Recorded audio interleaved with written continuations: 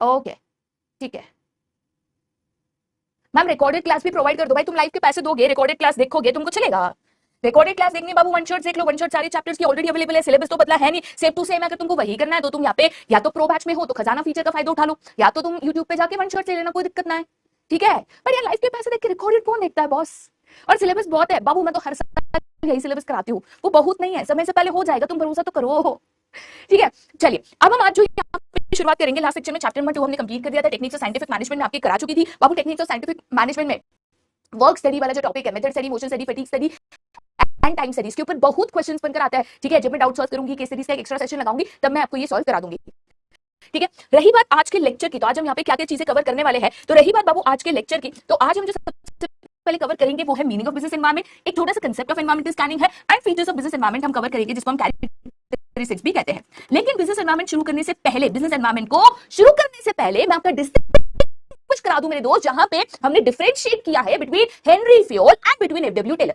आपने मेरे को पूछा था ना 10 बार एक ही सवाल कि मैम जब हेनरी फ्योल ने 14 प्रिंसिपल्स दिए तो फिर एफडब्ल्यू टेलर ने क्यों प्रिंसिपल्स दिए, हमारा काम क्यों बढ़ाया। मैं आपको इसका फर्क क्या है, अंतर क्या है बता देती हूँ, ठीक है। तो बच्चे सबसे पहले हम जो यहाँ पे शुरुआत कर रहे हैं आपके डिस्टिंग्विश के साथ कर रहे हैं, होमवर्क क्वेश्चन लास्ट में सॉल्व कराऊंगी, तो इसलिए सबसे पहले हम डिस्टिंग्विश के साथ यहाँ पे शुरुआत कर रहे हैं।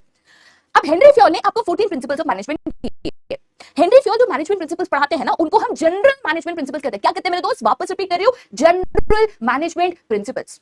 और हमारी जो एफडब्ल्यू टेलर है, जिनको हम कहते हैं फेडरिक विंस्लॉ टेलर, उन्होंने जो आपको प्रिंसिपल्स ऑफ मैनेजमेंट दिए थे वो थे आपके साइंटिफिक मैनेजमेंट प्रिंसिपल्स।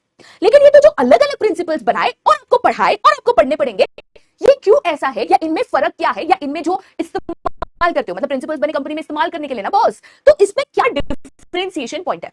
अच्छा बाबू, बोर्ड पेपर में ना अगर डिस्टिंग्विश आता है, मेरी बात सुनो तुम ध्यान से, ठीक है। आपके बोर्ड पेपर में कोई भी डिस्टिंग्विश आता है बाबू, चाहे वो F W Taylor versus Henry Fayol हो, चाहे वो फंक्शनल वर्सेस डिविजनल स्ट्रक्चर हो, चाहे वो डेलीगेशन वर्सेस डिसेंट्रलाइजेशन हो, डिस्टिंग्विश अगर अटेम्प्ट कर रहे हो तो बेसिस और पॉइंट ऑफ डिफरेंशिएशन लिखना जरूरी है। माफी चाहती हूँ, आप इसी को बेसिस बोल सकते हो, और इसी का दूसरा नाम यहाँ पे पॉइंट ऑफ डिफरेंशिएशन भी है। आप पॉइंट ऑफ डिफरेंशिएशन बोलो, आप पॉइंट ऑफ डिफरेंस बोलो, या फिर बेसिस बोलो, तीनों वन एंड द सेम है। अच्छा अगर आपके नसीब एकदम तगड़े वाले होंगे ना, तो आपके पेपर में डिस्टिंग्विश क्वेश्चन आएगा और पॉइंट ऑफ डिफरेंशिएशन वो खुद ही दे देंगे कि भाई देखिए 4 पॉइंट पे डिस्टिंग्विश कर ले तू, या ये 6 पॉइंट पे तो डिस्टिंग्विश कर लेना, ठीक है। अगर नसीब तगड़ा होगा तो या तो डायरेक्ट क्वेश्चन दे देंगे कि भाई तुम डिस्टिंग्विश करो between Henry Fayol and F W Taylor, तो तुमको पॉइंट याद रहना चाहिए, तुमको याद रहना चाहिए, ठीक है।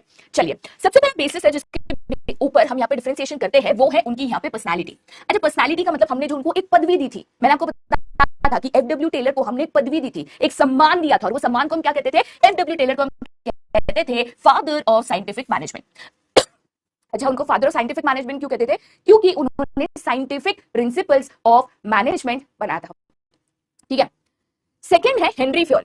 हेनरी फ्योल को हम यहाँ पे फादर ऑफ फंक्शनल मैनेजमेंट या तो फादर ऑफ जनरल मैनेजमेंट यहाँ पे कहते थे। अच्छा एक को हम फादर ऑफ साइंटिफिक मैनेजमेंट कहते थे, एक को हम फादर ऑफ जनरल मैनेजमेंट कहते थे। क्यों, क्योंकि इन्होंने साइंटिफिक प्रिंसिपल्स ऑफ मैनेजमेंट बनाए, इन्होंने जनरल प्रिंसिपल्स ऑफ मैनेजमेंट बनाए। कोई रॉकेट साइंस है याद करने के लिए, नहीं ना, ठीक है। सेकंड पॉइंट ऑफ डिफरेंशिएशन है रिजल्ट। रिजल्ट मतलब क्या, कि अगर मैंने अपने फैक्ट्री में साइंटिफिक प्रिंसिपल्स का इस्तेमाल किया, उन्होंने बोला science not a rule of thumb, harmony not discord, cooperation not individualism, development of workers to the greatest efficiency and prosperity, मैंने अपने फैक्ट्री में ये सारे प्रिंसिपल्स का इस्तेमाल किया, तो इससे मुझे क्या रिजल्ट मिलेगा, क्या बेनिफिट मिलेगा, क्या फायदा मिलेगा दोस्त। तो अगर आप ये प्रिंसिपल्स का इस्तेमाल करते हो, आपको जो बेनिफिट मिलेगा वो होगा कि आपकी फैक्ट्री में एफिशिएंसी यहां पे बढ़ जाएगी। मैं इसका एक बेहतरीन एग्जांपल यहां पे देती हूं, ठीक है। जब हमने टेक्निक्स ऑफ साइंटिफिक मैनेजमेंट किए तो उसमें टेक्निक था जो कि था यहाँ पे आपका टाइम स्टडी। टाइम स्टडी में हमने वर्कर्स को टारगेट दे दिया था कि भाई तेरे को एक दिन में ना 24 बॉक्सेस तो कम से कम यहाँ पे बनाने हैं। अब इससे क्या होगा, तो एफिशिएंसी ऑफ वर्कर्स बढ़ेगा ना, वो टारगेट पूरा करेगा ना। डिफरेंशियल पीस पे सिस्टम बनाया तो इसीलिए बनाना कि वर्कर्स कम समय में ज्यादा काम करें, इसीलिए किया ना। मोशन स्टडी किया कि भाई आप यहाँ पे कम स्टेप्स में वही काम करो, क्यों, प्रोडक्टिविटी बढ़े, कम समय में डबल या 4 गुना काम आप कर पाओ। तो मैं ये चाहती हूं कि मेरी फैक्ट्री में जो भी प्रोडक्शन हो रहा है वो प्रोडक्शन एफिशिएंटली हो, कम समय में ज्यादा से ज्यादा आउटपुट या प्रोडक्टिविटी हम जनरेट कर सके, इसीलिए साइंटिफिक प्रिंसिपल्स को बनाया गया था, ठीक है। वहीं अगर मैं जनरल मैनेजमेंट प्रिंसिपल्स की बात करूं, जो हेनरी फ्योल ने बनाए थे, उन्होंने क्या कहा कि मेरा मेन फोकस है कि जब एक इतनी बड़ी कंपनी को आप चलाते हो, भाई तुम जब कॉर्पोरेट की बात करते हो ना, कंपनी की बात करते हो, तो हजारों लोग, 20,000 25,000 लोग काम कर रहे हैं, लाखों काम चीजें हो रही है। तो इतनी बड़ी लेवल पे जब आप कंपनी चला रहे हो, तो ये कंपनी में जो मैनेजर्स है, ठीक है, वो अपनी कंपनी को अच्छे से चला सके, प्रॉपरली सिस्टमैटिक वे में, बिना कोई दिक्कत रुकावट आप कंपनी को यहाँ पे चला सको। तो जब हमने बनाया principle of division of work, क्यों बनाया कि काम बांटोगे ना तो किसी पे बोझा नहीं आएगा, काम अच्छे से होगा, स्पेशलाइजेशन मिलेगा, डुप्लीकेशन नहीं आएगा, मतलब काम तुम्हारा सिस्टमैटिक और अच्छे तरीके से होगा ना, रुकावट नहीं आएगी, इसलिए बनाया था ना। ठीक है, तो एक ने कहा कि मेरे को फैक्ट्री में प्रोडक्टिविटी और एफिशिएंसी बढ़ानी है, दूसरे ने कहा कि मैं चाहता हूं कि मैनेजर से अपनी कंपनी को चला रहे हैं तो वो अपने काम को, अपने डिसीजन मेकिंग को बहुत ही बढ़िया तरीके से कर सके। ठीक है, चलिए आगे जाते बेटा फिर to the next and that is perspective. Perspective को ना हिंदी में कहते हैं नजरिया। ठीक है, पर्सपेक्टिव को हिंदी में क्या कहते हैं? नजरिया। तो जब मैं एफ.डब्ल्यू. टेलर की पर्सपेक्टिव की बात करती हूं तो उसका पर्सपेक्टिव था फ्रॉम बॉटम टू टॉप। अच्छा, bottom to top and top to bottom approach क्या होता है ना, मैं आपको यहाँ पे समझा देती हूँ। Bottom to top and top to bottom approach उन्होंने यहाँ पे लेवल्स ऑफ मैनेजमेंट के ऊपर बनाया। ठीक है, एक जैसे है आपका यहाँ पे टॉप लेवल मैनेजमेंट। ठीक है, उसके बाद आता है आपका यहाँ पे मिडिल लेवल मैनेजमेंट, देन आता है आपका यहाँ पे सुपरवाइजरी लेवल ऑफ मैनेजमेंट जिसको आप लोअर लेवल ऑपरेशनल लेवल भी कहते हो, और उसके under in the base of the pyramid आते हैं आपके यहाँ पे वर्कर्स। ठीक है, अब जो साइंटिफिक प्रिंसिपल्स ऑफ मैनेजमेंट यहाँ पे बने थे वो एफ.डब्ल्यू. टेलर ने वर्कर्स के लिए ये साइंटिफिक प्रिंसिपल्स ऑफ मैनेजमेंट बनाए थे कि भाई वर्कर्स जो है उनके काम में यहाँ पे एफिशिएंसी आनी चाहिए। ठीक है, उनके काम में यहाँ पे प्रोडक्टिविटी आनी चाहिए, वो समय को बर्बाद ना करे, वो टारगेट को पूरा करे, डिफरेंशियल पीस पे सिस्टम, ये सब वर्कर्स के लिए बनाया गया था ना कि वर्कर्स अपना काम प्रोडक्टिव तरीके से करे, वो एफिशिएंटली काम करे, वो कम समय में ज्यादा आउटपुट दे, वो यहाँ पे अच्छे से काम करे, वर्कर्स के लिए बनाया गया ना। तो इसीलिए इसको हम कहते हैं, इसको हम क्या कहते हैं, एफ.डब्ल्यू. टेलर की अप्रोच को बॉटम टू टॉप, मतलब वो वर्कर्स से लेके सुपरवाइजरी से लेके मिडिल से लेके टॉप तक जाता है, इसीलिए बॉटम टू टॉप अप्रोच कहते हैं। क्या कहते हैं? Bottom to top approach. मतलब उन्होंने ना जो बेस ऑफ द कंपनी है, वर्कर्स है ना, उनके ऊपर यहाँ पे काम किया। लेकिन वही जब मैं हेनरी फॉल के 14 प्रिंसिपल्स की बात करती हूँ, काम कर रहे हो तो अथॉरिटी देना चाहिए, डिवीजन ऑफ वर्क करना चाहिए, लोगों में भेदभाव नहीं करना चाहिए, आपको टीम वर्क यहाँ पे इंकरेज करना चाहिए, ये सारे प्रिंसिपल्स उन्होंने कंपनी के मैनेजमेंट के लिए बनाया ना। तो उनका जो फोकस था, उन्होंने जो भी प्रिंसिपल्स यहाँ पे बनाए थे हेनरी फ्योल ने ये सारे प्रिंसिपल्स यहाँ पे टॉप लेवल मैनेजमेंट के लिए बनाए थे। ठीक है, उन्होंने क्या बोला था कि भाई मैं चाहता हूं कि टॉप लेवल मैनेजमेंट जब ये कंपनी की फंक्शनिंग देख रही है वो सिस्टमैटिक वे में हो, अच्छे तरीके से एडमिनिस्ट्रेटिव चीजें कर पाओ, इसीलिए ये प्रिंसिपल्स को बनाया गया। और इसीलिए हेनरी फ्योल का जो अप्रोच है उसको हम क्या कहते हैं? तो उसको हम टॉप टू बॉटम अप्रोच कहते हैं। क्या कहते हैं? तो टॉप टू बॉटम अप्रोच कहते हैं। यही फर्क है from bottom to top and top to bottom approach में, यही मेन डिफरेंशिएशन पॉइंट है। ठीक है, ये सबके लिए क्लियर है क्या? जल्दी से जल्दी बताना है। चलो ठीक है, तो जैसे मैंने कहा कि एफ.डब्ल्यू. टेलर जो है वो बॉटम टू टॉप अप्रोच यहाँ पे अपनाते थे, जबकि हेनरी फ्योल जो है वो टॉप टू बॉटम अप्रोच जो है यहाँ पे अपनाते थे। ठीक है, आगे जाते हैं नेक्स्ट के ऊपर जो कि है यूनिटी ऑफ कमांड, एक ऐसा प्रिंसिपल जो हेनरी फ्योल ने यहाँ पे दिया था। तो हेनरी फ्योल तो बहुत सिंपल तरीके से कहते थे कि भाई आपको अपनी कंपनी में ना यूनिटी ऑफ कमांड ये प्रिंसिपल जो है उसका पालन करना चाहिए। 1% 1 बॉस, 1% 1 बॉस, ये चीज आपको यहाँ पे माननी चाहिए। लेकिन एफ.डब्ल्यू. टेलर कहते थे ना ना मैं तो ये ना मानूं, तो इसीलिए एफ.डब्ल्यू. टेलर ने यूनिटी ऑफ कमांड प्रिंसिपल को तोड़ा था, वायलेट किया था, क्योंकि उन्होंने फंक्शनल फोरमैनशिप की यहाँ पे टेक्निक दी थी।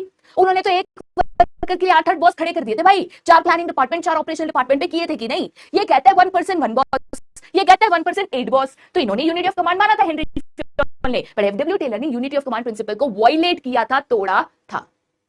ठीक है, चलिए आगे जाते बेटा फिर टू द नेक्स्ट जो की है यहाँ पे एप्लीकेबिलिटी। ठीक है, अब साइंटिफिक प्रिंसिपल्स ऑफ मैनेजमेंट है और जनरल प्रिंसिपल्स ऑफ मैनेजमेंट है।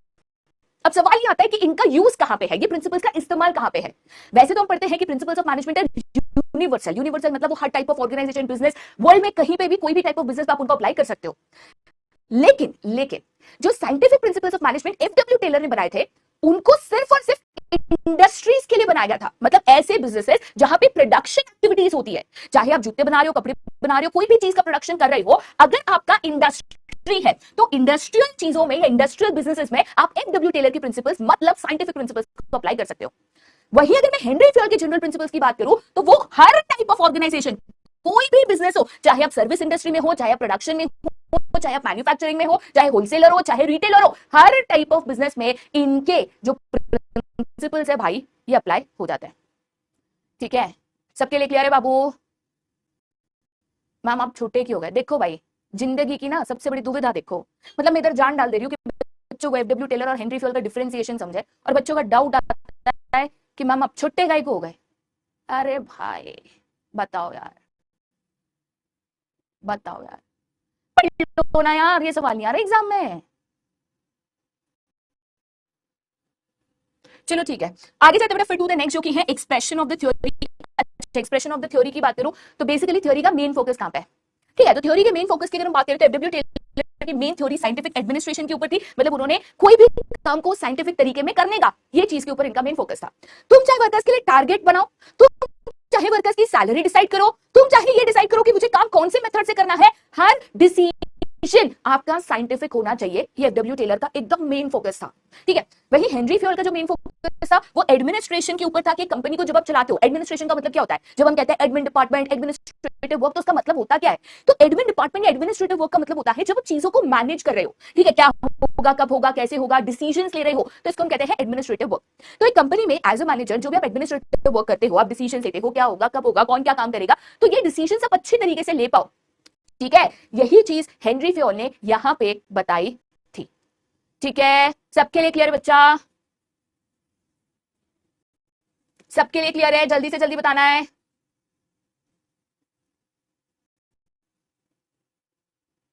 क्लियर है? चलो ठीक है।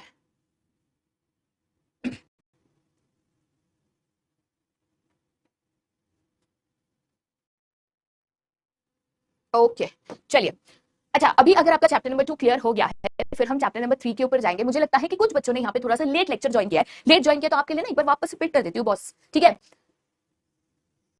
ठीक है, ओके, आपके लिए मैं वापस रिपीट कर देती हूँ। ठीक है, आप मुझे ये पूछ रहे हो कि चैप्टर नंबर 2 के केस स्टडीज नहीं होंगे क्या? पहली चीज तो भाई चैप्टर नंबर 2 के जितने लेक्चर्स हुए उतने केस स्टडीज तो मैं कर चुकी। 6 लेक्चर्स हुए, 6 केस स्टडीज होमवर्क के तौर पे मैं कर चुकी। दूसरा, इसकी एडिशनल और डिफिकल्ट केस स्टडीज में कराऊंगी। इसके लिए मैं एक्स्ट्रा लेक्चर लगवाऊंगी जिसमें मैं सारे चैप्टर्स के ओनली केस स्टडीज आपको कराऊंगी थर्ड चैप्टर होने के बाद। ठीक है, इसका कारण भी बता देती हूँ, बड़ी लॉजिक से बता देती हूँ। ठीक है, होता क्या ना, जब हमें एग्जाम में पेपर आता है, अब कैसे होता है, जैसे फॉर एग्जांपल अगर मैं चैप्टर नंबर 2 करा रही हूँ तो मुझे पता है कि इसमें जो भी केस स्टडी का क्वेश्चन है वो सिर्फ और सिर्फ प्रिंसिपल्स ऑफ मैनेजमेंट या उसके फीचर्स के ऊपर है, तो फिर भी थोड़ा आसान हो जाता है।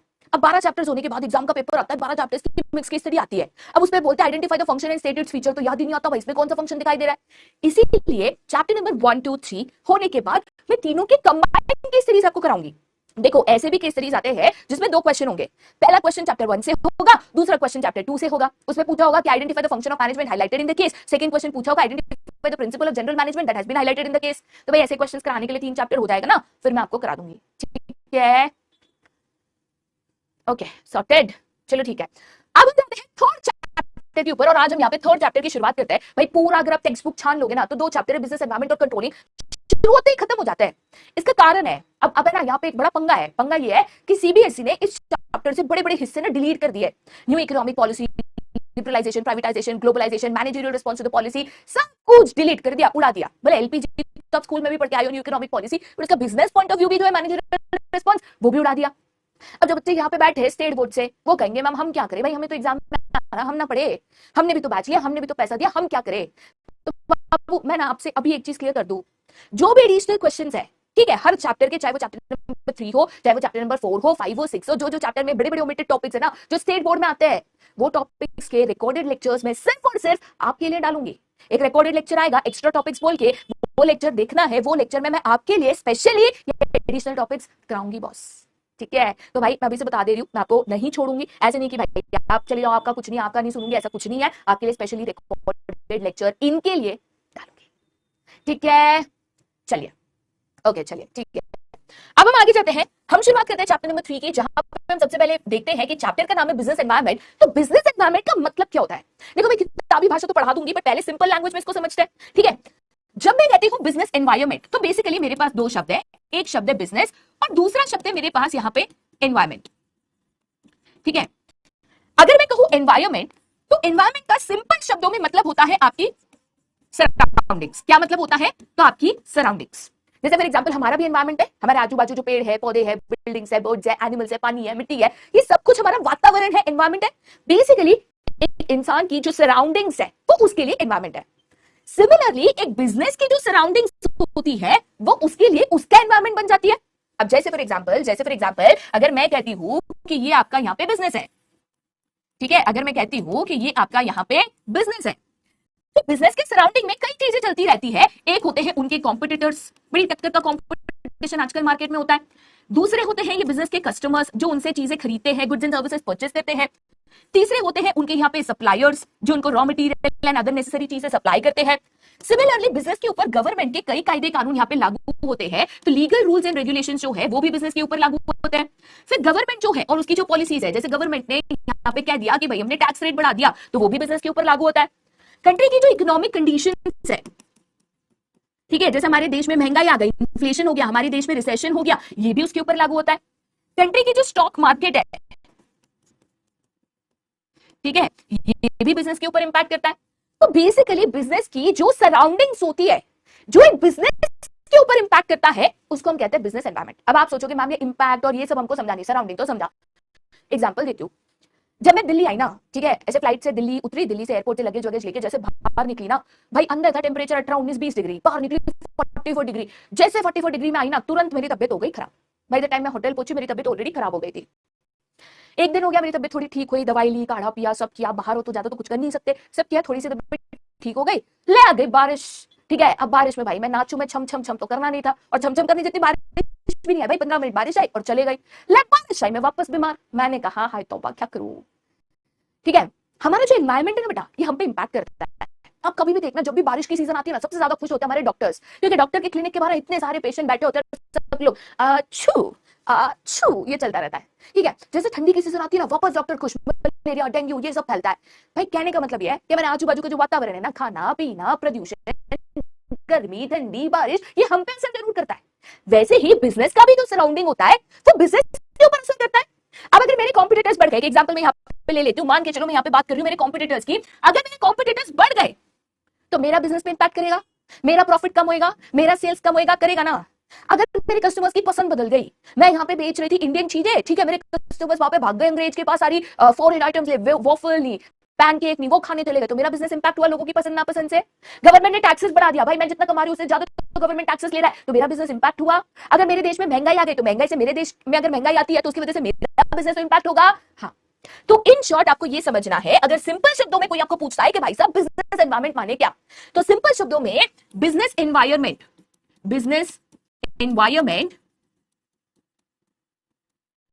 consists of factors, forces, institutes, etc. that are external to the business but have an impact on the working of the business. हर वो फैक्टर, हर वो फोर्स, हर वो इंडिविजुअल, हर वो इंस्टीट्यूट जो बिजनेस के एक्सटर्नल है, मतलब बिजनेस के कंट्रोल में नहीं है। अब जैसे टेम्परेचर या वातावरण आपके कंट्रोल में है, अगर बारिश हो रही है तो ले पॉज बटन, जब तक मैं बाहर हूं तब तक बारिश ऐसे हो सकता है, नहीं हो सकता। तो आपको एक चीज समझनी है कि सारे फैक्टर्स, फोर्सेस, इंस्टीट्यूट जो है ये बिजनेस के एक्सटर्नल है। एक्सटर्नल मतलब ये outside the control of business है, इसके ऊपर बिजनेस का कोई कंट्रोल नहीं है। कल उठ के गवर्नमेंट यहाँ पे टैक्स बढ़ा देती है, क्या बिजनेस उसको रोक सकती है? कल उठ के गवर्नमेंट ने प्लास्टिक के ऊपर बैन लगा दिया, क्या बिजनेस उसको रोक सकती है? कल उठ के देश में महंगाई बढ़ गई, क्या बिजनेस उसको रोक सकती है? कल उठ के स्टॉक मार्केट गिर गया, क्या बिजनेस उसको रोक सकती है? नहीं। तो हर वो फैक्टर, इंस्टीट्यूट, फोर्स, इंडिविजुअल जो बिजनेस के एक्सटर्नल है, बिजनेस का उनके ऊपर कोई बस नहीं चलता, बिजनेस के कंट्रोल के बाहर है, बट उसका असर आपके बिजनेस के ऊपर होता है, वो है आपका बिजनेस एनवायरनमेंट।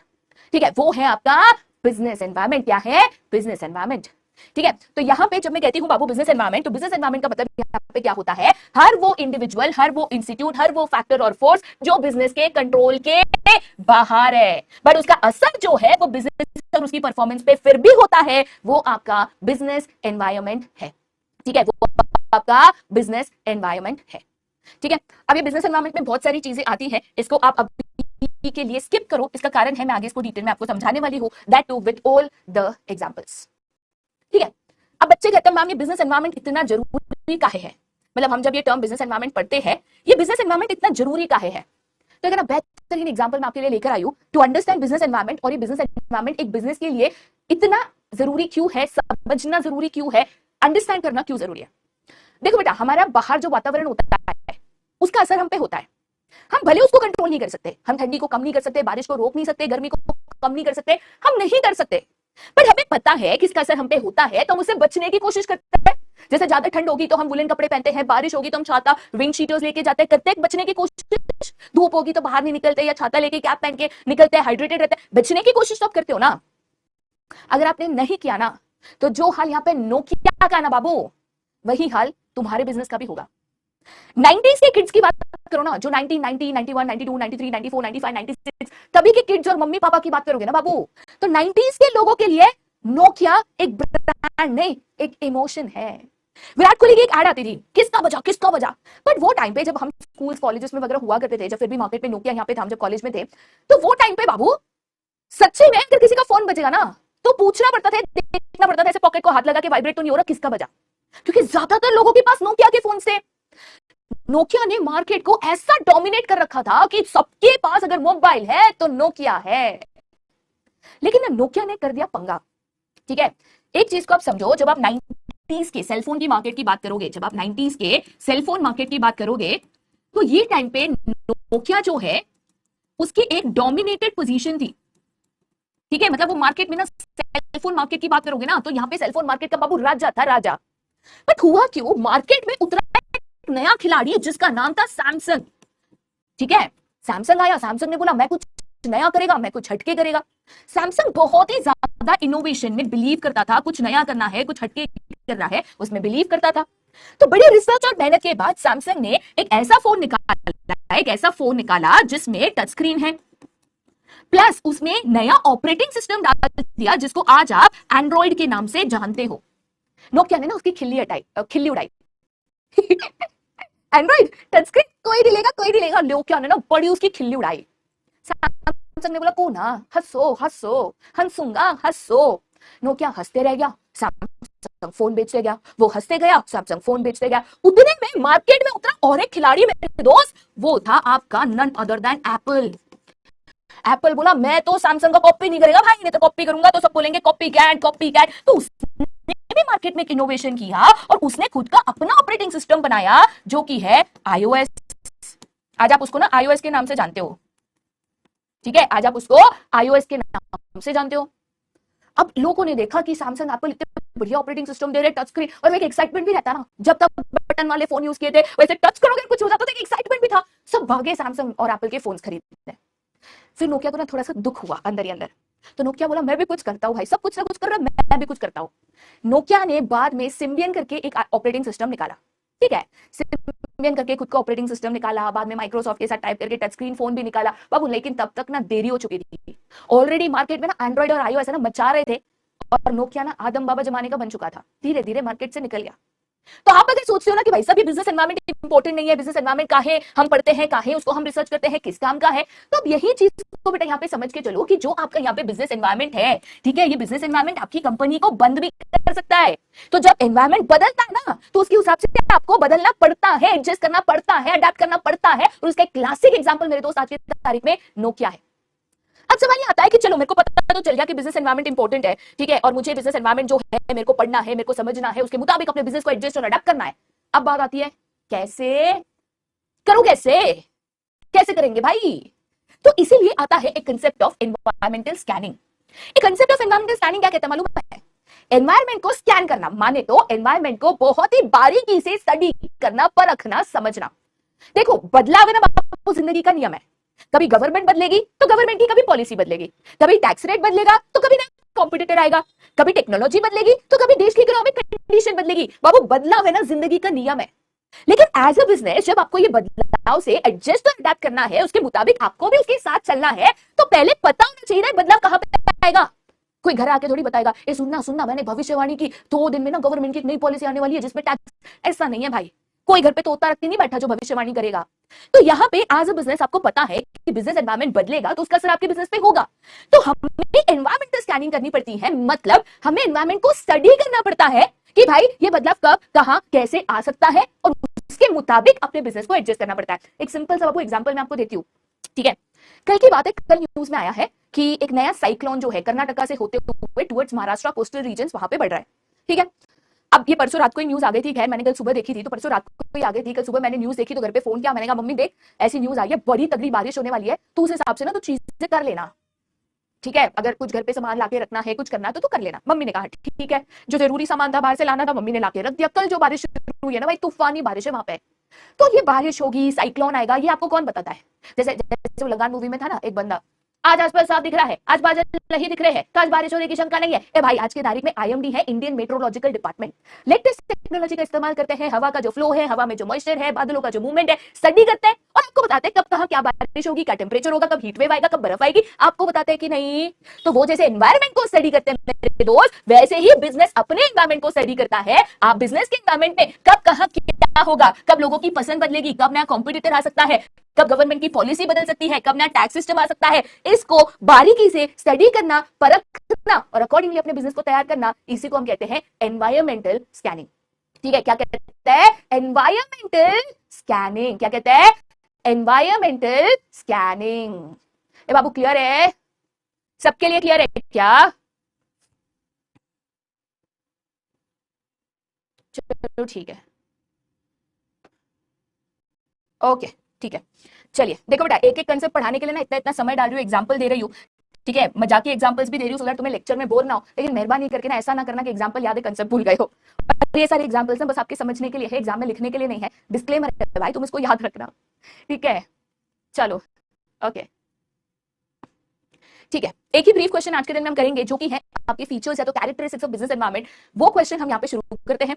ज्यादातर पॉइंट्स पे मैंने एग्जांपल्स देने की कोशिश की है और ऐसे एग्जांपल जो रियल लाइफ से रिलेट कर सको, सो दैट पॉइंट समझना आसान हो जाए, ठीक है। मैम फीचर्स तो सिलेबस में नहीं है आराध्या, जब आप सीबीएसई का सिलेबस पढ़ते हो ना तो उसमें ऊपर कुछ पॉइंटर्स होता है, वो पॉइंटर्स में लिखा होता है कि concept includes both meaning as well as features. तो आपके सिलेबस में है concept of business environment, concept बोलेंगे तो उसमें मीनिंग और फीचर्स ऑटोमेटिकली आ जाता है, ठीक है। चलिए ठीक है, सबसे पहले पॉइंट के ऊपर जाते हैं, the totality of external forces. जैसे मैंने आपको बताया था कि बिजनेस एनवायरनमेंट में हर वो फोर्स, फैक्टर, इंस्टीट्यूट, इंडिविजुअल आ जाता है जो बिजनेस के कंट्रोल के बाहर है, बराबर। चाहे वो कॉम्पिटिटर हो, चाहे वो टेक्नोलॉजी हो, चाहे वो गवर्नमेंट हो, चाहे वो गवर्नमेंट का नया नियम हो, चाहे वो आपके लोगों की पसंद नापसंद हो, सब कुछ। अब मैं आपको एक बेसिक एग्जांपल यहाँ पे देती हूँ। जैसे आप अगर जीन्स की फैशन देखोगे ना over a period of time, ठीक है, एक टाइम ऐसा था जो मैंने एकदम ऐसा लूज बेल बॉटम जीन्स चलती थी। तो आप एकदम पुरानी मूवीज, वो दिलीप कुमार और रणबीर कपूर के जो पापा है, दादा है, रणबीर कपूर, राज कपूर, ऋषि कपूर, आप उनके जमाने की मूवी देखोगे ना, इवन अमिताभ बच्चन की जो पुराने जमाने की मूवी, तो एकदम ऐसा ना बेल बॉटम जीन्स पहनते थे, ठीक है, नीचे से एकदम ऐसा चौड़ी वाली जीन्स, इसको हम कहते हैं बेल बॉटम, ऐसा बेल माफिक दिखता है, ठीक है। धीरे धीरे धीरे जैसे समय आगे बढ़ता गया, बॉटम छोटी होते गई, और समय आगे बढ़ता गया, बॉटम और छोटी होते गई। तो अभी लेटेस्ट में फैशन चलने का स्किनी फिट जीन्स, ठीक है, एकदम ऐसा शरीर से चिपकी हुई। हाँ, फिर फैशन बदला, एक टाइम पे फैशन चला शरीर से चिपकी हुई जीन्स, अब फैशन चल रहा है भाई एकदम ढीला ढाला जीन्स के दो पैर एक में घुसने चाहिए भाई, उतनी ढीली बनाओ तुम और वो पहनो। बीच में फैशन आता फटी जीन्स, मतलब है ना, नॉर्मल जीन्स सस्ती, फटी जीन्स महंगी। मैं तो कहती थी भाई नॉर्मल लेके ब्लेड से फाड़ दो, सस्ती पड़ेगी, ठीक है। वो फैशन निकली नहीं। कहने का मतलब यहाँ पे क्या है, कहने का मतलब क्या है मैं आपको बताती हूँ। कहने का मतलब ये है कि over a period of time jeans की फैशन बदली। अगर मान के चलो मेरी एक फैक्ट्री है जहां पे मैं जीन्स बनाती हूँ, क्या मैं इस फैशन को बदलने से रोक सकती हूँ? अगर मेरे पास ऑलरेडी जीन्स का स्टॉक पड़ा है और अगर फैशन बदल गई तो मेरी तो जीन्स या तो डेड स्टॉक हो जाएगी या तो मेरे को सस्ते में निकालनी पड़ेगी। बट क्या मैं इस फैशन को बदलने से रोक सकती हूँ क्या? नहीं। तो ये चीज को समझो, चाहे फैशन हो, लोगों की पसंद हो, टेक्नोलॉजी हो या फिर इकोनॉमिक कंडीशंस हो, स्टॉक मार्केट हो, आप भी कोई भी चीज को बदलने से नहीं रोक सकते और इसीलिए ये सारे जो है बिजनेस एनवायरनमेंट का हिस्सा बन जाते हैं, ठीक है। चलिए आगे जाते हैं फिर टू द नेक्स्ट जो कि है स्पेसिफिक एंड जनरल फोर्सेस। अच्छा, स्पेसिफिक एंड जनरल फोर्सेस एक एग्जांपल से समझेंगे, थोड़ा सा इंपॉर्टेंट कांसेप्ट है, इसके ऊपर सेपरेट केस स्टडी भी आती है, एमसीक्यू भी आता है और सेपरेट क्वेश्चन बनकर भी आ सकता है, ठीक है। बिजनेस एनवायरनमेंट में बाबू दो तरीके के फोर्सेस होते हैं, एक जिसको हम कहते हैं स्पेसिफिक फोर्स एंड दूसरा जिसको हम यहाँ पे कहते हैं जनरल फोर्स। दोनों में क्या अंतर है ये समझना यहाँ पे जरूरी है। सबसे पहले जब भी मैं कहती हूँ स्पेसिफिक फोर्स, आपको ये समझना है it includes all the factors और forces that impact a particular business only, ठीक है। फॉर एग्जाम्पल हम एक सिंपल एग्जाम्पल लेते हैं। देखो बेटा, कुछ बदलाव ऐसे होते हैं ना जिनका असर सबके ऊपर होता है, कुछ चेंजेस ऐसे होते हैं जिनका असर या इंपैक्ट एक ही बिजनेस के ऊपर होता है। फॉर एग्जाम्पल ये पिक्चर आप ले लो जहां पे हमने दिखाया है factory workers going on strike, ठीक है। मान के चलिए मेरे फैक्ट्री के वर्कर्स है, मेरे फैक्ट्री के वर्कर्स है, मेरे सामने कुछ मांगे रखी, वो मांगे मैं उनकी पूरी नहीं कर पाई, तो वर्कर्स चले गए स्ट्राइक पे, हमारी मांगे पूरी करो, हमारी मांगे पूरी करो। वर्कर्स स्ट्राइक पे चले गए, स्ट्राइक पे गए तो ऑब्वियसली मेरे फैक्ट्री में जो भी कामकाज हो रहा था सब रुक गया, प्रोडक्शन रुक गया, बड़ा नुकसान हुआ। बट बेटा ये नुकसान सिर्फ मेरे को मेरी फैक्ट्री में हो रहा है ना, इसका इंपैक्ट आपकी फैक्ट्री या मेरी बाजू वाली फैक्ट्री या मेरे ताऊ जी की फैक्ट्री या मेरे चचा जी की फैक्ट्री, इनके ऊपर तो नहीं होगा। कल के अगर मेरे कस्टमर सेटिस्फाइड नहीं है, वो मेरा प्रोडक्ट खरीदना छोड़ देंगे, तो इसका नुकसान मेरे को होगा ना, इसका कोई इंपैक्ट आपके बिजनेस के ऊपर तो नहीं होगा। तो कोई भी ऐसा फैक्टर या फोर्स जिसमें अगर बदलाव आता है तो उसका असर एक ही बिजनेस पे होता है, बाकी बिजनेसेस पे उसका कोई असर नहीं होता, तो उसको हम कहते हैं स्पेसिफिक फोर्स। क्या कहते हैं? Specific force. ठीक है, अगर आप स्पेसिफिक फोर्सेस की बात करो ना बेटा, अगर आप यहाँ पे कहते हो स्पेसिफिक फोर्सेस, तो स्पेसिफिक फोर्सेस के एग्जांपल्स दे रही हूँ बाबू, नोट डाउन करके रख लो, आपको केस स्टडी में आइडेंटिफाई करने के लिए काम आ सकते हैं। ठीक है, तो स्पेसिफिक फोर्सेस की अगर हम बात करें तो चाहे आपके एम्प्लॉइज हो, जिनको आप यहाँ पे वर्कर्स भी कह सकते हो, चाहे आपके कस्टमर्स हो, जिनको आप कंज्यूमर्स भी कह सकते हो, चाहे आपके सप्लायर्स हो, जिनको आप वेंडर्स भी कह सकते हो, या फिर आपके इन्वेस्टर्स हो, ये सब जो है एग्जांपल्स ऑफ स्पेसिफिक फोर्सेस है। हर बिजनेस के कस्टमर्स अलग है, इन्वेस्टर्स अलग है, एम्प्लॉइज वर्कर्स अलग है, और अगर उनमें कोई चेंज आता है, वर्कर्स चाहे स्ट्राइक पे चले जाए, एम्प्लॉइज चाहे अच्छा काम ना करे, कंज्यूमर चाहे प्रोडक्ट से सेटिस्फाइड ना हो, इन्वेस्टर्स चाहे बिजनेस मॉडल से सेटिस्फाइड ना हो, उसका फायदा या नुकसान उसी बिजनेस को होता है, बाकी बिजनेस के ऊपर इनका कोई असर नहीं होता। तो ये स्पेसिफिक फोर्सेस है। उसके अगेंस्ट जब मैं बात करती हूं यहाँ पे जनरल फोर्सेस की, उसके अगेंस्ट जब मैं बात करती हूं यहाँ पे जनरल फोर्सेस की, तो बेटा जनरल फोर्सेस का मतलब क्या होता है? Exactly opposite. जनरल फोर्सेस का मतलब होता है ऑल द फैक्टर्स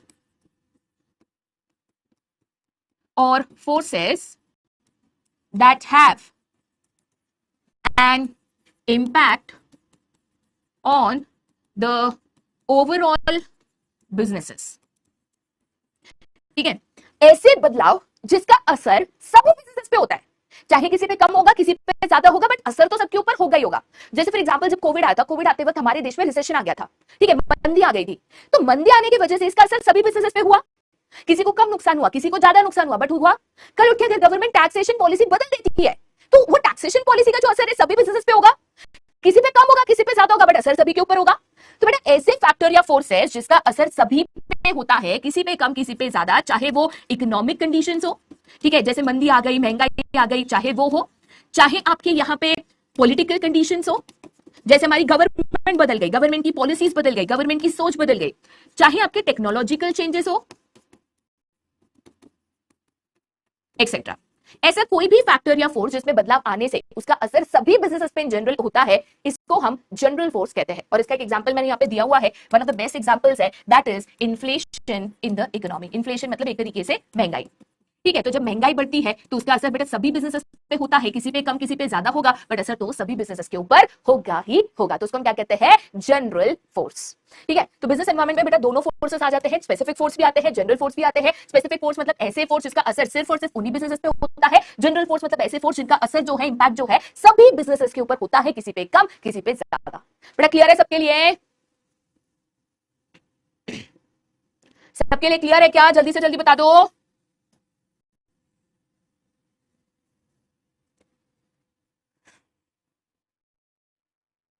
क्लियर है? I love you all girls. बाबू वो स्कूल में प्लेज पढ़ते थे, उसको ज्यादा सीरियसली ले लिया। All Indians are my brothers and sisters and you love all your sisters. Very good, very nice. हद है यार। चलो ठीक है, एनी विच वेज आगे जाते हैं। ठीक है, फिर टू द नेक्स्ट। डाउट देखूंगी एंड में देखूंगी, ठीक है, वरना ना डाउट डाउट पे ना बड़ा कंफ्यूजन हो जाता है, तो एंड में डाउट्स देखूंगी, चिंता ना करो। ठीक है, चलिए आगे जाते बेटा, फिर टू द नेक्स्ट जो कि है यहाँ पे इंटर रिलेटनेस। अच्छा, इंटर रिलेटनेस का मतलब क्या होता है? जब दो चीजें ना एक दूसरे से जुड़ी हो तो उसको हम कहते हैं इंटर रिलेटनेस। इंटर रिलेटनेस का मतलब क्या होता है? जब दो चीजें एक दूसरे से जुड़ी हो, एक में बदलाव आएगा तो उसकी वजह से दूसरी भी चीज बदलेगी, इसमें बदलाव आएगा तो ये भी बदलेगा, मतलब दोनों ना एक दूसरे से जुड़ी चीजें हैं, तो उसको हम कहते हैं इंटर रिलेटनेस। अब अगर आप बिजनेस एनवायरमेंट की बात करोगे ना, तो उसमें सारी चीजें एक दूसरे से जुड़ी हुई है। इसका मैं आपको एक एग्जांपल देती हूँ तो आप शायद समझ जाओगे। अब जैसे आज की तारीख में आप बोलोगे, स्पेशली आफ्टर द कोविड-19 ईरा, ठीक है, जब कोविड आया ना, तो कोविड के टाइम पे ना immunity immunity immunity immunity immunity, पता नहीं एक दिन में ये शब्द ना मैंने कितनी बार सुना होगा, जो मैंने इतने सालों में नहीं सुना होगा।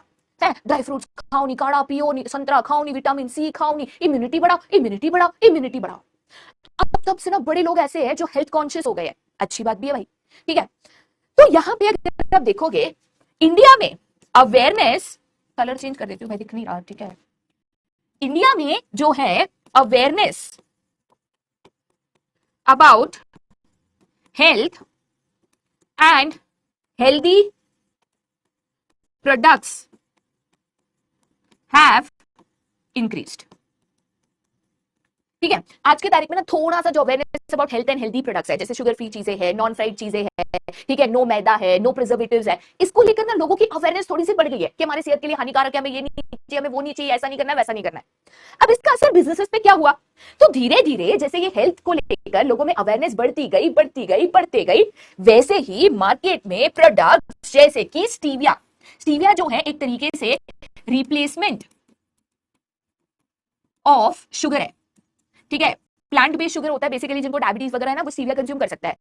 अब जो लोग हेल्दी लाइफस्टाइल जी रहे हैं वो शुगर को हटा के स्टीविया इस्तेमाल कर रहे हैं। चीजें जैसे योगा बार, नाम में देखो हेल्थ छुपी है, योगा बार, ठीक है। उसके अलावा जैसे ये है स्नैकेबल आइटम्स है जैसे मखाना, फिर विराट कोहली जी हमारे आते हैं, ठीक है, बेक्ड नॉट फ्राइड। तो भाई ये बेक्ड नॉट फ्राइड, ये मखाना, ये एयर फ्रायर, ठीक है, ये आपके एयर प्यूरिफायर्स, ये स्टीविया, ये योगा बार, ये हेल्थ बार, इन सब की ना डिमांड मार्केट में तगड़ी हो गई है बॉस। मतलब पहले ना मैंने कभी भी यहाँ पे जीरो शुगर आइसक्रीम सुनी नहीं थी, शक्कर के बिना आइसक्रीम कैसे बन सकती है। आज ना कितने ब्रांड्स हैं जो zero sugar ice cream, zero sugar cake, zero sugar मिठाइयां बेच रहे भाई। तो हेल्थ अवेयरनेस बढ़ी तभी ये प्रोडक्ट्स की डिमांड बढ़ी, ये इंक्रीज हुआ तो ये इंक्रीज हुआ, मतलब दोनों कनेक्टेड है। समझ रहे हो मेरी बात को? इसी को हम यहाँ पे कहते हैं इंटर रिलेटेडनेस, इसी को हम क्या कहते हैं? इंटर रिलेटेडनेस, ठीक है। और एक इसका एग्जांपल देती हूँ, इंडिया में जैसे यहाँ पे स्किन को लेकर बीमारियों की अवेयरनेस बढ़ी, वैसे ही इंडिया में सनस्क्रीन की डिमांड बढ़ी। इंडिया में नंबर ऑफ वर्किंग वुमेन्स बढ़े, वैसे ही वर्किंग वुमेन के लिए जो हाउस हेल्प रिक्वायर्ड होती है उनकी डिमांड बढ़ी। तो ये चीजें ना बड़े कनेक्टेड है। अब इंडिया में पोल्यूशन बढ़ा तो उसकी वजह से एयर प्यूरिफायर्स की डिमांड बढ़ी, तो ये बढ़ा तो ये बढ़ा, ये घटा तो ये घटा, मतलब ये चीजें कनेक्टेड है ना भाई, ठीक है। तो इसी को हम यहाँ पे क्या कहते हैं? इंटर रिलेटेडनेस कहते हैं। क्या कहते हैं? इंटर रिलेटेडनेस कहते हैं। बिजनेस एनवायरनमेंट के सारे फैक्टर्स एक दूसरे से कनेक्टेड है, वो इनसेपरेबल है। एक फैक्टर में चेंज जाता है तो उसके वजह से दूसरा फैक्टर भी बदलता है। एक बच्चे ने वेस्टर्न कल्चर का, हाँ भाई सही एग्जांपल है, वेस्टर्न कल्चर धीरे धीरे इंडिया में बढ़ते जा रहा है, तो इसके लिए वेस्टर्न आउटफिट्स हो, चाहे वेस्टर्न सॉन्ग्स हो, चाहे वेस्टर्न सिंगर की कॉन्सर्ट्स हो, ठीक है, चाहे वेस्टर्न डेलिकेसीज हो जैसे waffle, pancakes, burgers, pizzas, pastas, lasagnas, इनकी भी डिमांड बढ़ते जा रही है। क्लियर है? चलिए आगे जाते बेटा, फिर टू द नेक्स्ट जो कि है यहाँ पे डायनामिक। अच्छा, डायनामिक का मतलब मैं आपको ऑलरेडी बता चुकी हूँ, वापस बता देती हूँ। डायनामिक का मतलब होता है कॉन्स्टेंटली चेंजिंग, ठीक है बेटा। आपका ना बिजनेस एनवायरनमेंट बड़ा डायनामिक होता है, वो बदलते रहता है। कभी टेक्नोलॉजी बदलेगी, कभी इकोनॉमिक कंडीशन बदलेगी, कभी गवर्नमेंट बदलेगी, कभी गवर्नमेंट की पॉलिसी बदलेगी, कभी टैक्सेशन बदलेगा, कभी इंटरनेशनल इकोनॉमिक्स बदल जाएगा, कभी गवर्नमेंट का टैरिफ रेट बदल जाएगा। आपके जो बिजनेस एनवायरनमेंट में फैक्टर्स है ना वो बदलते ही रहता है। कभी लोगों की पसंद बदलती है, कभी लोगों की लाइफस्टाइल बदलती है, कभी इनकम बदलती है, कभी इन्फ्लेशन बदलता है। ये चीजें कॉन्स्टेंटली बदलते रहती है, बदलते रहती है, बदलते रहती है, बदलते रहती है। इसका वन ऑफ द एग्जांपल्स है यहाँ पे आपका technological environment, one of the fastest changing environment इसको यहाँ पे कहा जाता है, ठीक है। तो अगर आप आपका टेक्नोलॉजिकल एनवायरनमेंट बेटा देखोगे, सेलफोन्स के एग्जांपल अगर आप लोगे, हर महीने, हर 4 महीने, हर 6 महीने सेलफोन्स में कोई ना कोई नई टेक्नोलॉजी आती है बस। कभी फोन फोल्ड हो जाता है, तो कभी छोटा हो जाता है, तो कभी बड़ा हो जाता है, तो कभी कर्व हो जाता है, कभी एक कैमरा था, कभी 2 आ गया, अभी 3 आ गया, वापस 2 हो जाएंगे। ये चीजें ना बदलते रहेगी। कहने का मतलब ये है कि बिजनेस एनवायरनमेंट डायनामिक है, बिजनेस एनवायरनमेंट में चेंजेस कांस्टेंट है, चेंजेस जो है वो होते रहते हैं, होते रहते हैं, होते रहते हैं। It keeps on keeps on keeps on changing. और इसलिए एनवायरनमेंट को समझना ना बेटा बड़ा मुश्किल होता है, ठीक है। इसलिए एनवायरनमेंट को जो समझना है ना बड़ा जो है मुश्किल होता है, ठीक है। चलिए नेक्स्ट पॉइंट पे जाते हैं जो कि है यहाँ आपकी अनसर्टेनिटी, ठीक है। अनसर्टेनिटी का मतलब होता है anything that can not be accurately predicted. जैसे हमारा भविष्य, बड़े पंडित ज्योतिष होते हैं, कभी तोता होता है, कभी कुछ होता है जो हमारा भविष्य प्रेडिक्ट करने की कोशिश करता है। पर बाबू आपके पास कितनी भी ज्ञान हो, या आपके पास कितनी भी नॉलेज हो, या आपके पास कितनी भी टेक्नोलॉजी हो, आप फ्यूचर को एक्यूरेटली प्रेडिक्ट नहीं कर सकते। मतलब डिट्टो जो बोला वही का वही होगा ना, ऐसा नहीं हो सकता, ठीक है। देखो बेटा, हम एनवायरनमेंट स्कैन करते हैं, क्या होगा, कब होगा, कहां होगा, कैसे होगा, इसके लिए हम रिसर्च और स्टडी करते हैं। इससे अंदाजा आ जाता है कि चीजें हो सकती है। जैसे रशिया और यूक्रेन में जब पंगा चल रहा था ना, तो अंदाजा था कि इनके बीच में वॉर हो सकता है, ठीक है। आज चाइना और ताइवान में जो झगड़े चल रहे हैं ना, अंदाजा है कि कभी ना कभी इनके बीच में भी जंग छिड़ सकती है। बट होगा, नहीं होगा, कब होगा, कहां होगा, कितना होगा, ये कोई भी प्रेडिक्ट नहीं कर सकता है, कोई नहीं कर सकता है। ठीक है। तो कहने का मतलब यहाँ पे क्या था कि बिजनेस एनवायरनमेंट जो है उसको प्रेडिक्ट करना बड़ा मुश्किल काम है। हम एनवायरमेंटल स्कैनिंग करते हैं, कब कहां क्या होगा ये इंफॉर्मेशन कलेक्ट करने की कोशिश करते हैं, उसको समझने की कोशिश कर सकते हैं, बट वो कभी भी 100% एक्यूरेट नहीं होता और इसीलिए रिस्क लेकर तो चलना पड़ता है कि भाई जो सोचा था हमेशा वैसा नहीं होगा। तो बिजनेस एनवायरनमेंट में अनसर्टेनिटी है, आप उसको एक्यूरेटली कभी भी प्रेडिक्ट नहीं कर सकते हो। ठीक है, चलिए, हाँ, ये अनसर्टेनिटी का एक बढ़िया एग्जांपल मैंने डाला था। ठीक है, अब जैसे ना अगर मान के चलो कि आपका सैलून है, ठीक है, और आप जो मेंस सैलून होता है ना जहां पे लड़कों के आप हेयर कट करते हो, तो आप वो काम करते हो। अब कब कौन सी नई स्टाइल निकल जाएगी ना बाबू, तुम उसको प्रेडिक्ट नहीं कर सकते। अब एक टाइम था जब मूवी आई थी तेरे नाम हमने किया है, तो भाई ये तेरे नाम मूवी जब आई ना, हमारे जो सलमान भाई है उन्होंने ऐसी वाली हेयर स्टाइल कर दी। ले मूवी आई, ले हेयर कट हिट हुआ, ले लग सब लोग पहुंच गए कि ये वाला हेयर कट चाहिए। ये हेयर कट करा के कुछ समय आया, ठीक है, और ये मूवी आ गई सलाम रॉकी भाई, तो भाई सब पहुंच गए रॉकी भाई वाली हेयर स्टाइल चाहिए। ठीक है, तो अब ये हेयर कट सीखो। उतने में हमारे जो बादशाह है वो आ गए, उन्होंने बना दी मस्त ये चोटी, झूमे जो पठान मेरी जान, तो भाई इन्होंने चोटी बना दी। अब सब बोले अब तो बाल बड़े करने भाई, चोटी करूंगा। ठीक है, कहने का मतलब क्या है मालूम है, तुम नहीं प्रेडिक्ट कर सकते कि कब कौन सा एक्टर किस हेयर स्टाइल के साथ आएगा और कब तुम्हारे सैलून में तुमको नई हेयर स्टाइल करनी पड़ेगी। भाई तुम नहीं कर सकते प्रेडिक्ट, अनसर्टेनिटी है, समझो मेरी बात को। ठीक है, चलो भाई आगे जाते हैं फिर टू द नेक्स्ट, कॉम्प्लेक्सिटी। ठीक है, कॉम्प्लेक्सिटी का मतलब क्या होता है मालूम है, कभी कभी ना आपको मैथमेटिक्स या अकाउंटेंसी में ऐसा क्वेश्चन आता है, ऐसा क्वेश्चन आता है कि भाई समझ में नहीं आता, तो उसको हम कहते हैं कॉम्प्लेक्स या तो डिफिकल्ट क्वेश्चन। तो कॉम्प्लेक्सिटी का मतलब होता है कोई भी ऐसी चीज जिसको समझने में ना बड़ी दिक्कत आती है। अब आप देखो बिजनेस एनवायरनमेंट में इतने सारे फोर्सेस और फैक्टर्स हैं, लोगों की पसंद नापसंद बोलो, फैशन बोलो, लोगों के टेस्ट एंड प्रेफरेंसेस बोलो, लोगों की इनकम बोलो, इकोनॉमिक कंडीशन, महंगाई, recession, stock market, demand, supply, government policies, इतनी सारी चीजें हैं। कब कहां क्या बदलाव आएगा, उसका असर हमारे बिजनेस पे क्या होगा, कितना होगा, नुकसान होगा, फायदा होगा, ये समझना ना बहुत डिफिकल्ट है। और इसीलिए बिजनेस एनवायरनमेंट को स्कैन करने के लिए, एनालाइज करने के लिए एक्सपर्ट्स की जरूरत होती है। लेवल्स ऑफ मैनेजमेंट जो पढ़ा था ना, तो functions of top level management कराया था, उसमें एक पॉइंट था analysing the business environment and understanding its impact. Company के senior most level business environment को एनालाइज करते हैं, क्योंकि इसको समझना, अंडरस्टैंड करना बड़ा डिफिकल्ट काम है भाई। तो बिजनेस एनवायरनमेंट में कॉम्प्लेक्सिटी है, it is very difficult to understand the business environment, plus उसका असर हमारे बिजनेस के ऊपर कब कहां कितना होगा ये समझना और भी ज्यादा मुश्किल है।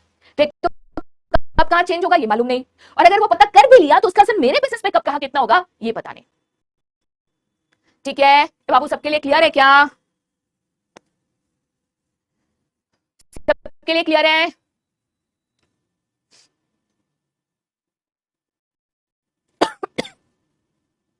मैम अब बस, आयुष बाबू, बस, ट्रक, कार, टैक्सी, टेम्पो सब करेंगे, लास्ट पॉइंट है बाबू। चलो हाय गाइस, लेट हो गया बाबू, तुम लेट नहीं जल्दी हो गए, अभी तो बिजनेस की क्लास चल रही है। I need coffee. अरे भाई कॉफी पिलाने के लिए कहाँ होंगी मैं, मिलोगे तो पक्का पिला दूंगी। ठीक है, चलिए नेक्स्ट एंड लास्ट पॉइंट के ऊपर जाते हैं। ठीक है, एंड अगेन एक बेहतरीन एग्जांपल मैं आपके लिए लेकर आई हूं, all of these are real life examples. ठीक है, चलिए नेक्स्ट के ऊपर जाते हैं। हाँ जी श्रेया, लास्ट टॉपिक और लास्ट पॉइंट भी है। ठीक है, जो भी है आपका यहाँ पे रिलेटिविटी। अच्छा, रिलेटिविटी की बात करोगे ना, तो पहली बात रिलेटिविटी का मतलब क्या होता है ये समझो। तो रिलेटिविटी का मतलब होता है जब मैं बिजनेस एनवायरनमेंट में कहती हूँ रिलेटिविटी, ठीक है, तो रिलेटिविटी का मतलब होता है business environment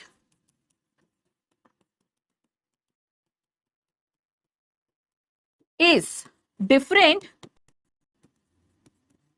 in different places और locations। मतलब हर जगह, हर डिफरेंट स्टेट, हर डिफरेंट लोकेशन, हर डिफरेंट कंट्री में बिजनेस एनवायरनमेंट अलग होगा, डिफरेंट होगा। अब इसका मैं एक सिंपल से एग्जांपल देती हूँ। अब देखो बेटा, ये है स्टारबक्स की कॉफी का फोटो, अभी तक तो मैं फोटो अफोर्ड कर सकती हूँ, ठीक है, तो फोटो चिपका दी। ठीक है, अब ये है स्टारबक्स की कॉफी का फोटो। अगर कहीं फ्लाइट में घूमने जा रहे हो ना, और आपने अगर स्टारबक्स की कॉफी के ग्लास और अपनी फ्लाइट की टिकट का फोटो अपलोड नहीं किया ना इंस्टाग्राम पे, तो भाई आप अमीर हो ना, ये कोई बिलीव ही ना करेगा। तो स्टारबक्स की कॉफी हाथ में मतलब अमीर पना। ठीक है, ये इंडिया की बात है। तो इंडिया में अगर आप देखोगे ना, अगर आप इंडिया की बात करोगे, ठीक है, तो इंडिया में स्टारबक्स की जो कॉफी है या कोई भी अगर प्रोडक्ट है, इसको यहाँ पे लग्जरी माना जाता है। ठीक है, महंगी चीज है भाई, लग्जरी आइटम है, तो अमीरों की चीज यहाँ पे मांगा जाता है। और वहीं अगर आप यूएसए चले जाओगे, यूनाइटेड स्टेट्स ऑफ अमेरिका, तो वहां पे जो आपकी स्टारबक्स की कॉफी है या कोई भी अगर अदर प्रोडक्ट्स है स्टारबक्स के, तो उसको यहाँ पे चीप या तो डेली गुड्स माने जाते हैं बस। मतलब वहां पे ना आप देखोगे ऐसे स्टूडेंट्स कॉलेज जा रहे हैं, स्कूल जा रहे हैं, जाते जाते ऐसे कॉफी सिप करते हुए जा रहे हैं, बस में चढ़ रहे हैं तो कॉफी सिप करते हुए, भाई वहां पे ना वो यहाँ पे अपनी जैसे लोकल कॉफी नहीं है होती है, वो फिल्टर कॉफी और लोकल कॉफी, वहां की वो लोकल कॉफी है। ठीक है, कहने का मतलब ये है बिजनेस एनवायरमेंट डिफरेंट प्लेसेस में डिफरेंट होगा। इंडिया में जो साड़ी की डिमांड है और यूएसए में जो साड़ी की डिमांड है वो वेरी करेगी। इंडिया में जो फूड हैबिट्स और यूएसए में जो फूड हैबिट्स है वो वेरी करेंगे। यूरोप का जो कल्चर है और इंडिया का जो कल्चर है वो वेरी करेगा। तो बिजनेस एनवायरमेंट है ना, रिलेटिव है। रिलेटिव मतलब क्या, वो हर एक जगह पे डिफरेंट कंट्रीज डिफरेंट रीजन में वो वेरी करेगा, वो डिफरेंट होगा, वो अलग हमेशा होगा। तो अगर एक बिजनेस है जो 4 अलग जगहों पे काम कर रहा है तो चारों जगहों पे बिजनेस एनवायरमेंट अलग होगा। क्लियर है? नहीं Adil, it is not about standard of living. USA में एक्चुअल में स्टारबक्स की कॉफी इज वेरी चीप। वहां पे उसकी मार्केटिंग ऐसे ही की गई है कि it is a regular coffee. करीबन $3.8 मतलब $3.80 से लेके $4 की वहां पे कॉफी मिल जाती है। तो $4 अगर आप इंडियन रुपीज में भी गिनोगे, ठीक है, तो ₹400 के आसपास की आपकी कॉफी आ जाती है। और वही कॉफी जो है इंडिया में you will get it for 750-800 rupees. ठीक है, तो वो सिर्फ स्टैंडर्ड ऑफ लिविंग नहीं है, वहां पे एक्चुअल में उसकी मार्केटिंग की गई है एज अ रेगुलर कॉफी, और इंडिया में स्टारबक्स को प्रेजेंट किया गया है एज अ लग्जरियस प्लेस। ठीक है, चलो भाई, ओके, चलिए, ओके। 450 भी बहुत है। पीपीपी लगाओ, पीपीपी लगाओगे तो 450 भी बहुत कम हो जाएंगे। Purchasing power parity, I don't know आपको ये कंसेप्ट पता है कि नहीं। गुण भाटिया, क्योंकि इंडिया में स्टारबक्स का जो बिजनेस मॉडल है, उन्होंने इंडिया में स्टारबक्स को एक लग्जरी चीज के तौर पे प्रेजेंट किया है, और वहीं यूएसए में उन्होंने इसको जो है एक नॉर्मल कॉफी के तौर पे प्रेजेंट किया है। इंडिया में जो कैफे चलते हैं या जितना उनका सेल्स होता है उससे कई गुना ज्यादा वहां पे होता है। ठीक है, यूएसए में थोड़ा सा ना बाबू फास्ट फूड कल्चर बहुत ज्यादा है, बहुत ज्यादा है। ठीक है, चलो भाई, देखो ऑलरेडी 5:08 हो चुके हैं, फटाफट मैं आपकी पोलिंग पहले करा देती हूँ। हाँ भाई, पोल पे जा रही हूँ। ठीक है, PPP purchasing power parity, economics का कंसेप्ट समझाऊंगी एक बार।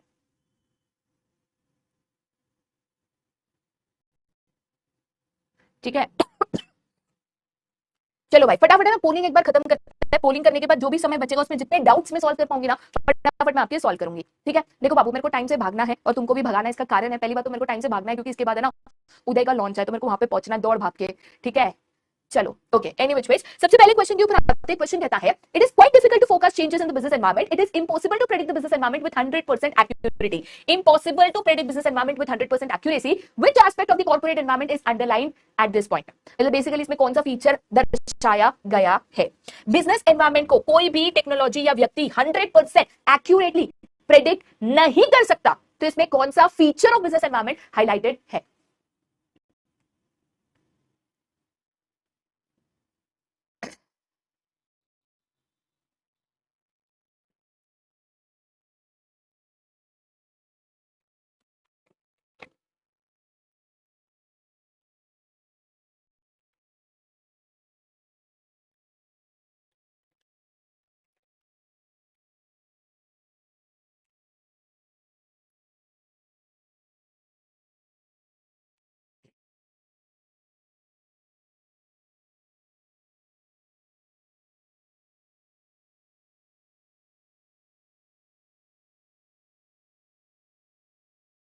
चलिए, तो करेक्ट आंसर की बात करें तो that is option A, which is uncertainty. ठीक है, बिजनेस एनवायरनमेंट को आप कभी भी एक्यूरेटली प्रेडिक्ट नहीं कर सकते हो।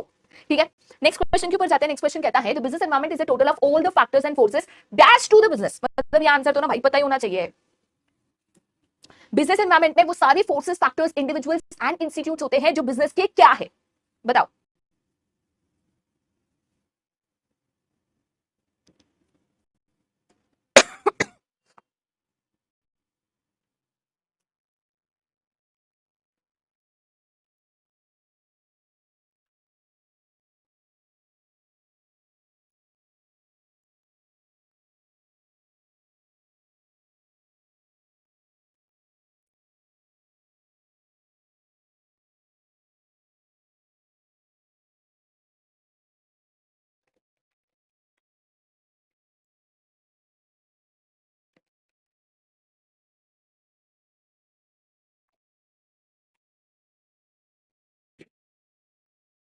चलिए, तो करेक्ट आंसर है option C, that are external to the business environment, जो बिजनेस के कंट्रोल के बाहर होते हैं। अरे बाबा इतने सारे गलत, बताओ यार।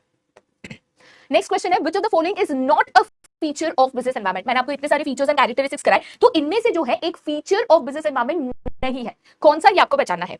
इनमें से एक फीचर ऑफ बिजनेस एनवायरमेंट नहीं है, ठीक है। वैष्णवी एक बार रीलॉग इन करिए प्लीज।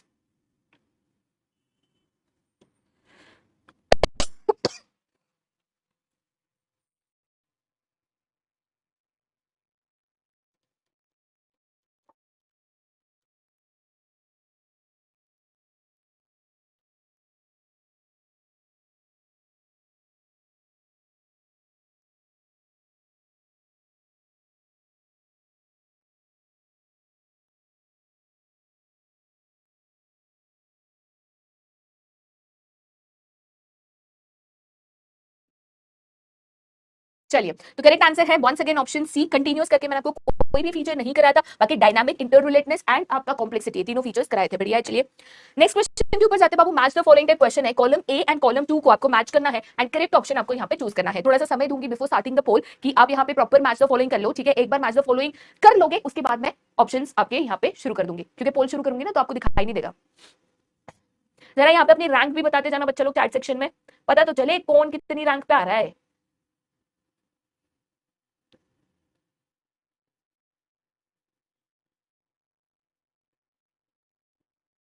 कर लिया, डन। चलो ठीक है, पोलिंग की शुरुआत कर दे रही हूँ।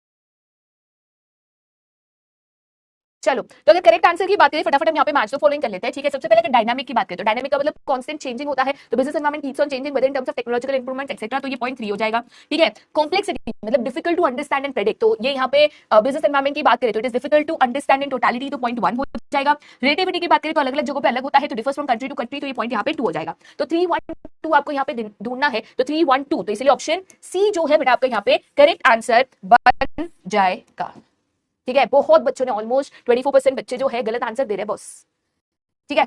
नेक्स्ट क्वेश्चन के ऊपर जाते हैं। नेक्स्ट क्वेश्चन आपका यहाँ पे कहता है कि according to report by the Indian staffing federation, India has emerged as the fifth largest market worldwide in flexi staffing in 2018 and the country would have a total 6.1 million flexi workplace by 2021. It showed that Haryana, Gujarat, Karnataka, Madhya Pradesh and Telangana are the states with highest growth potential for flexi staffing, but Andhra Pradesh tops the list of states with favorable business environment. Identify the feature of business environment जो इस case में discussed है। बाबू CBSE में ना 1 mark case series आते हैं, इसी तरीके से आता है, ठीक है। तो इस पर्टिकुलर केस में एक feature of business environment highlighted है, कौन सा ये आप मेरे को बताओगे।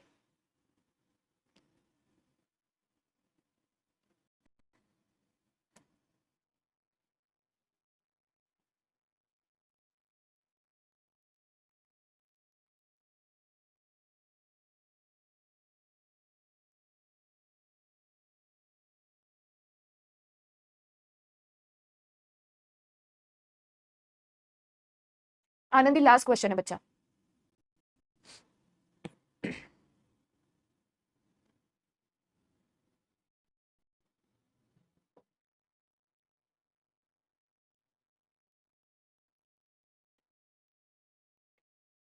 चलिए, तो अगर करेक्ट आंसर की बात करें that is option A, relativity. Different states में बिजनेस एनवायरनमेंट यहाँ पे डिफरेंट है, बेसिकली वही इस केस में बताया है। करीबन 48% बच्चा गलत जवाब दे रहा है। रिलेटिविटी हाईलाइटेड है भाई, हरियाणा, गुजरात, कर्नाटक, मध्य प्रदेश, तेलंगाना में अलग है बिजनेस एनवायरनमेंट, आंध्र प्रदेश जो है उसमें अलग बिजनेस एनवायरनमेंट है, यही ये चीज में बताया था, ठीक है। तो इसके साथ आज का लेक्चर में खत्म कर रही हूँ। नेक्स्ट लेक्चर में हम इंपोर्टेंस ऑफ बिजनेस एनवायरनमेंट को यहाँ पे कंप्लीट करेंगे, साथ ही साथ मैं आपको केस स्टडीज भी सॉल्व कराते जाऊंगी। आज का जो होमवर्क क्वेश्चन मैं कराने वाली थी नेक्स्ट लेक्चर में करा दूंगी, क्योंकि टाइम इज ऑलरेडी अप, ठीक है। टाइम खत्म हो गया है, डाउट्स डाल दीजिएगा, डाउट पोर्टल पे मैं सॉल्व कर दूंगी। मेरे को भी भागना है क्योंकि उदय का लॉन्च है, ठीक है। लीडर बोर्ड फटाफट देख लेते हैं। तो लीडर बोर्ड पे फर्स्ट प्लेस पे we have it's Darsh, then we have Prince, Aryan,